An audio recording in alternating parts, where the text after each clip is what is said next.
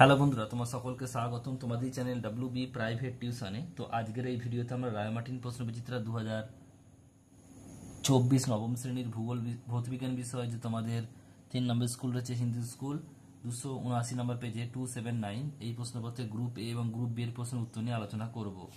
চলো ভিডিও শুরু করা যাক। একের দাগের প্রশ্ন কি বলছে দেখে নাও। 34 গ্রাম অ্যামোনিয়া অণুর সংখ্যা, এর সঠিক উত্তর হবে অপশন নাম্বার বি।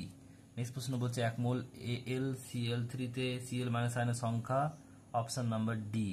নেক্সট প্রশ্ন বলছে বার্নৌলির নীতি কোন ধরনের তরলের ক্ষেত্রে যথাযথ প্রযোজ্য, আদর্শ। নেক্সট প্রশ্ন অপশন নাম্বার ডি। বল ধ্রুবকের মান যত বেশি হবে স্প্রিং তত বেশি ড্যাশ হবে, অনমনীয় হবে।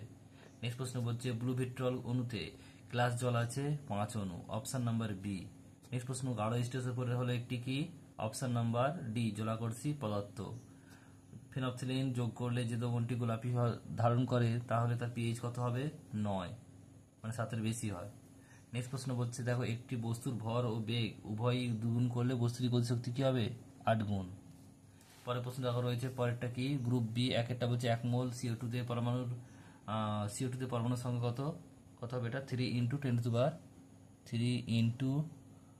6.022 × 10⁻23। তারপর অথবা প্রশ্ন বলছে 4.5 গ্রাম H2SO4-তে বলছে মোল সংখ্যা কত। প্রথমে H2SO4 এর আণবিক ভর কত আমরা জানবো, 98। তাহলে আমরা কি করব, 4.9/98 ইন্টু করবো।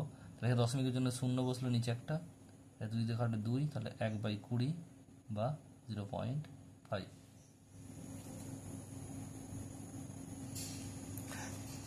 নেক্সট প্রশ্ন পরেরটা কি বলছে দেখে নাও। বলছে এই অঙ্গুরাঙ্কের মাত্রিক সংকেত অন্য কোন রাশির অনুরূপ, এটা কি হবে, পীড়ন বা চাপ। কি লিখবে, পীড়ন বা চাপ। চাপ লিখবে তোমরা, পীড়ন বা চাপ। এটা আমি এখানে লিখছি, দেখো একটু, পীড়ন লিখলেও হবে বা চাপ লিখলেও হবে। মাত্রাটা কি যদি বলে তাহলে কি হবে, m(l)-1t(2). এটা হচ্ছে পীড়ন বা চাপ, আর হচ্ছে অঙ্গুরাঙ্কের মাত্রা। এরপর বলছে প্রশ্ন দেখো অথবা বল ধ্রুবকের মাত্রিক সংকেত অন্য কোন রাশির মতো, এটা কি হবে, এটা পৃষ্ঠটান। এর মাত্রাটা কি হবে, m(t)-2। নেক্সট প্রশ্ন দেখো 3 একটা কি বলছে, জলে লবণ মেশালে জলের পৃষ্ঠটানের কিরূপ পরিবর্তন ঘটবে, এটা হবে বৃদ্ধি পাবে। নেক্সট প্রশ্ন বলছে সংকুচিত স্প্রিং এ কি ধরনের শক্তি থাকে, এটা হবে কি, স্থিতিশক্তি। কি লিখবে, এটা স্থিতিশক্তি। নেক্সট প্রশ্ন সত্য মিথ্যা বলেছে দেখো, প্লাবতা বস্তুর উপাদানের ঘনত্বের উপর নির্ভরশীল, এটা হবে মিথ্যা। তারপর প্রশ্ন বলছে দেখো প্লাবতা বস্তুর জ্যামিতিক আকারের উপর নির্ভরশীল, এটা কি হবে,